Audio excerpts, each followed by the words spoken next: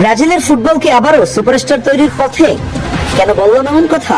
2026-এ golden boy অ্যাওয়ার্ডের জন্য মনোনীত হয়েছেন ব্রাজিলের নয়া 3 তারকা। বর্নমাউথের রায়ান, রিয়ালের এনরিক, চেলসির স্টেফান উইলিয়ান। এই তিনজনের মধ্যে কে জিতবে এই পুরস্কার? ব্যক্তিগত পারফরমেন্সের দিক দিয়ে বা কে এগিয়ে? চলুন বিস্তারিত আলোচনা করা যাক। গোল্ডেন বয় অ্যাওয়ার্ড হচ্ছে মূলত ইউরোপীয় ফুটবলের মর্যাদাপূর্ণ সেরা তরুণ খেলোয়াড়দের পুরস্কার। এটি আয়োজন করে থাকেন ইতালির সংবাদ মাধ্যম টিউটি স্পোর্টস। এবার তাদের চোখে ইউরোপীয় ফুটবলে ব্রাজিলের জার্সিতে এই 3 তরুণকে মনে ধরেছে, দিয়েছেন মনোনয়ন। প্রথমেই আসা যাক বর্নমাউথে খেলা রায়ানকে নিয়ে। মাত্র 19 বছর বয়সী ব্রাজিলের এই তরুণ উইঙ্গার প্রিমিয়ার লিগে নিজের আগমনী বার্তা দিয়েছেন। 2025-26 মৌসুমে বর্নমাউথের হয়ে 15 ম্যাচে করেছেন 5 গোল, সঙ্গে রয়েছে 2 অ্যাসিস্ট। রায়ান মূলত লেফট ফুটেড উইঙ্গার। ডান প্রান্ত থেকে খেলতে পছন্দ করেন। তার গতি, ড্রিবলিং এবং 1 ভার্সেস 1 পরিস্থিতিতে প্রতিপক্ষকে কাটিয়ে ওঠাই তার অন্যতম বড় শক্তি। ডান দিক থেকে ভেতরে ঢুকে বা পায়ে শট নিয়ে কিংবা সতীর্থকে গোলের সুযোগ তৈরি করে দেয়া, দুইভাবেই আক্রমণে প্রভাব ফেলতে পারেন তিনি। আর তাই তো তার নামটা এই তালিকায় বেশ ভালোভাবেই আছে।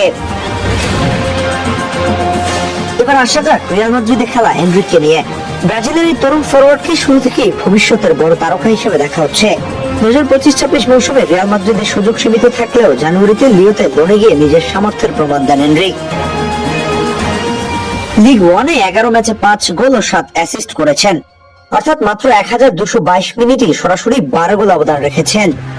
এনরিক মূলত একজন সেন্টার ফরওয়ার্ড, তবে আক্রমণের বিভিন্ন পজিশনে খেলতে পারেন। তার সবচেয়ে বড় শক্তি হলো এক্সপ্লোসিভনেস, শক্তিশালী বাপা, দ্রুত শট নেওয়ার ক্ষমতা এবং বক্সের ভেতরে জায়গা খুঁজে নেওয়া। আর লিওতে গিয়ে শুধু গোল করাই নয়, সতীর্থদের গোল করাতেও গুরুত্বপূর্ণ ভূমিকা রেখেছেন, যেটা তার খেলায় সৃজনশীলতার দিকটাও তুলে ধরে।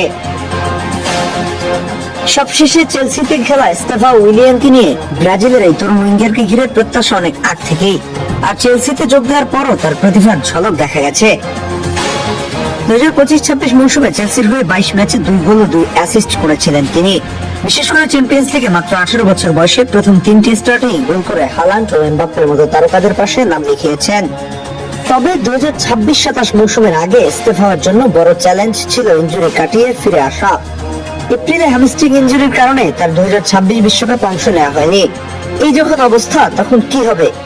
আপনাদের কি মনে হয় এই 3 জনের মধ্য থেকে কে জিততে পারে এই মর্যাদাপূর্ণ বিশেষ পুরস্কারটি?